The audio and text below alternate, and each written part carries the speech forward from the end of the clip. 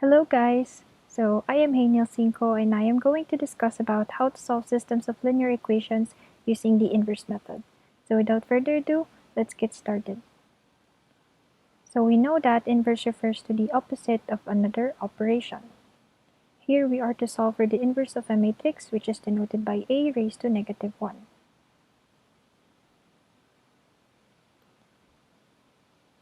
From the definition of matrix multiplication, the M equation of the system may be written as a single vector equation, which is Ax equals b.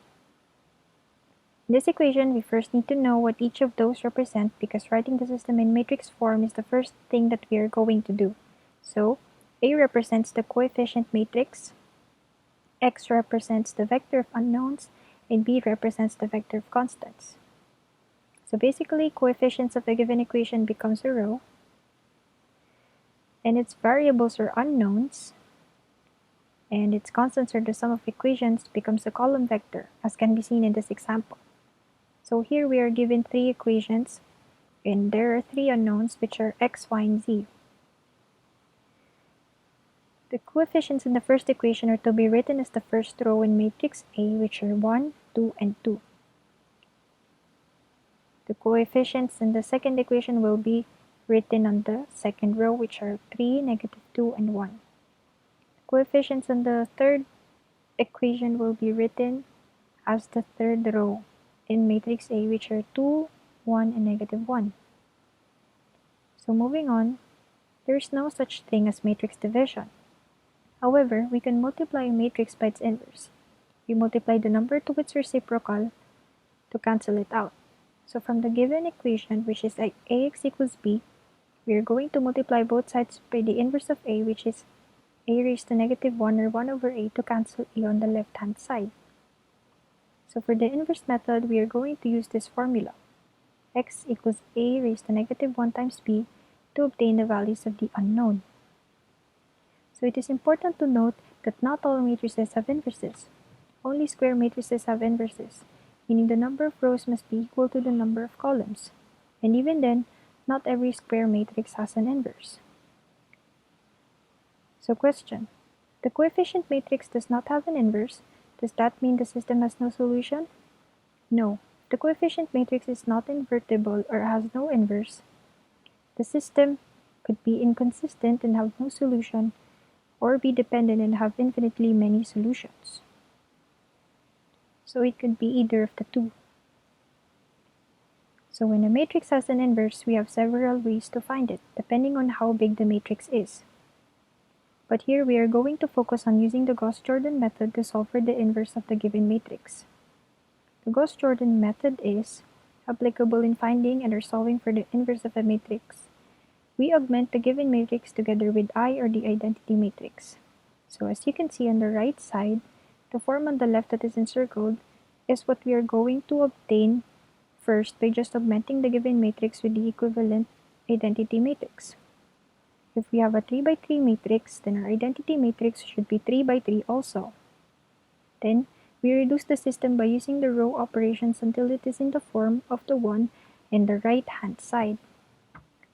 So recalling from our previous discussions, row operations include interchanging, swapping rows. When working with a system of equations, the order we write the equations doesn't really affect the solution. And since an augmented matrix represents a system of equations, with each row being an equation, we can swap the rows. But when we are in the process of solving, we must remember that order is important, because this is not commutative. Matrix multiplication is not commutative. Another row operation is multiplying by a non-zero constant. This is for the purpose of row reduction or elimination. Last one is multiplying to a non-zero constant and adding it to another row for the purpose of eliminating. So for us to easily remember what must be done in solving for the inverse of a matrix, we must remember sign, which stands for search, interchange, normalize, and eliminate. Steps in solving. So first step, write the system in the form of Ax equals b. Step 2, augment with an identity matrix. Step 3, reduce matrix by using row operations. And step 4, once it is in the form wherein the given matrix has become an identity matrix, and the identity matrix has become the inverse, we will now multiply the inverse to its matrix of constants. We will use the formula for the inverse method, which is x equals inverse of A times B. So here in our first example, we have 3x plus 8y equals 5 and 4x plus 11y equals 7. We are given a system of two equations, two variables or unknowns. The first thing to do is to obtain the inverse of matrix A. First is we are going to write it in the form of Ax equals B. We have 3 and 8 in row 1, 4 and 11 in row 2. And we have the following as our constants, 5 and 7. Second, we will interchange rows 1 and 2 so that the leading coefficient will be on the first row. Then, we are to make the value of 3 as 0 and 8 as 1. So we think of an equation that will be able to reduce it, and so we will subtract row 2 by 3 over 4 and multiply it by row 1. So here, 3 became 0. Next is to make negative 1 over 4 as 1, so we will normalize row 2 by multiplying it to negative 4. So as you can see, negative 1 over 4 became 1. Next in row 1, we have 11. And so to normalize it, we will subtract row 1 by negative 11 and multiply it by row 2. So as you can see, 11 became 0. And everything but 4 has transformed. And so now we will normalize row 1 by multiplying it to its multiplicative inverse, which is 1 over 4. And so it is now in the form where the given matrix has already transformed to an identity matrix. Next thing we'll do is to solve for the unknown values by using the formula x equals inverse of A times B.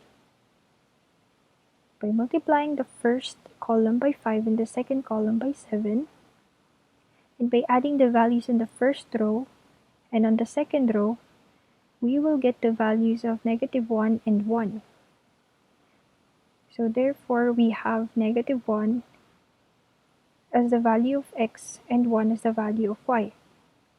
So to check if our answers are correct, we substitute the values of x and y to the given systems of equations, and so plugging the values in our first equation, we have 3 times negative 1 plus 8 times 1 equals 5. 3 times negative 1 is negative 3. 8 times 1 is 8. And so negative 3 plus 8 equals 5. Correct.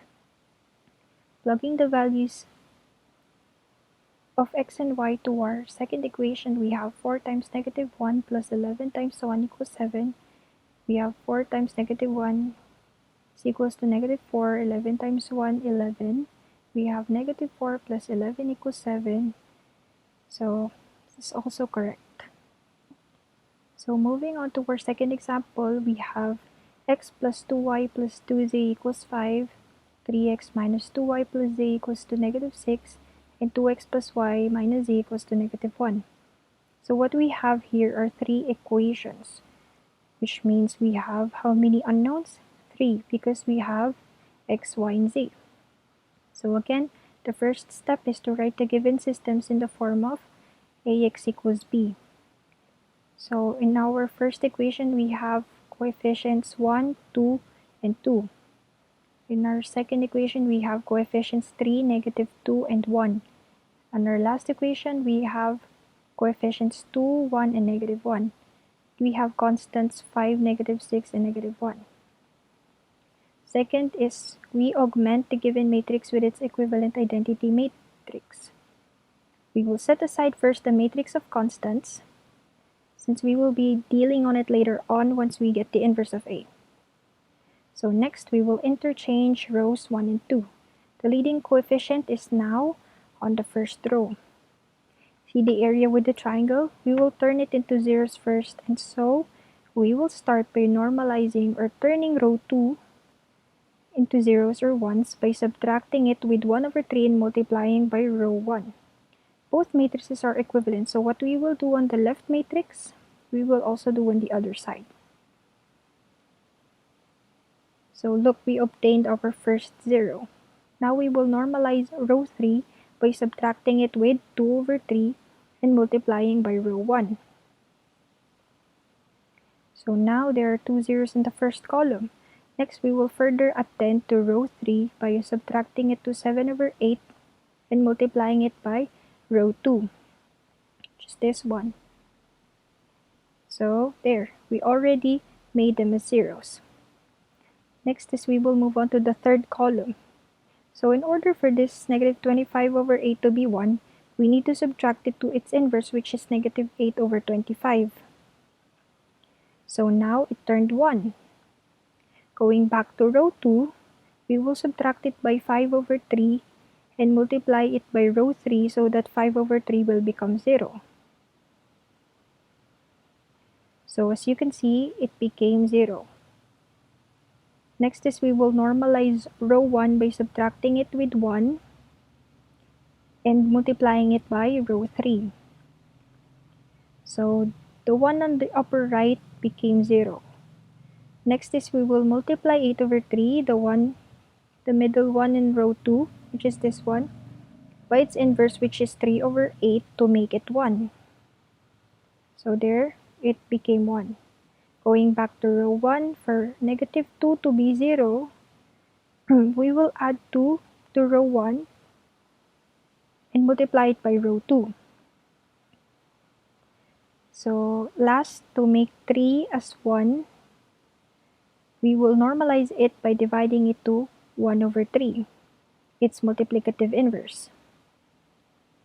So there you have it. It is now in the form of an identity matrix. So we assume that the one on the right is the inverse of A. So the last step, we will use the formula inverse of A times B to get the values of our 3 unknowns, which are X, Y, and Z. So multiplying columns 1, 2, and 3 by our constants, which are 5, negative 6, and 1, gives us 5 over 25, negative 24 over 25, negative 6 over 25 in row 1. And in row 2, we have 1, 6 over 5, and negative 1 over 5. And in row 3, we have 35 over 25, negative 18 over 25, and 8 over 25. Then we will add or subtract the values by row. So if we add or subtract the values in the first row, we will get negative 1. So if we add or subtract the values in row 2, 1 plus 6 over 5 minus 1 over 5, we will get 2. And if we add or subtract the values in row 3, we have 35 over 25 plus negative 18 over 25 plus 8 over 25, we will get 1. So therefore, x is equals to negative 1, y is equals to 2, and z is equals to 1. To check if our obtained answers are correct, we substitute the values obtained on our given equations. So we have, plugging the values on our first equation, negative 1 plus 2 times 2 plus 2 times 1 equals 5. We have 2 times 2 equals 4, 2 times 1 equals 2. Negative 1 plus 4 plus 2 equals 5. 5 equals 5, meaning correct. Plugging the values onto our second equation, we have 3 times negative 1 minus 2 times 2 plus 1 equals negative 6. We have 3 times negative 1 equals to negative 3. 2 times 2 is equals to 4. So negative 3 minus 4 plus 1 is equals to negative 6. So negative 6 equals negative 6, correct.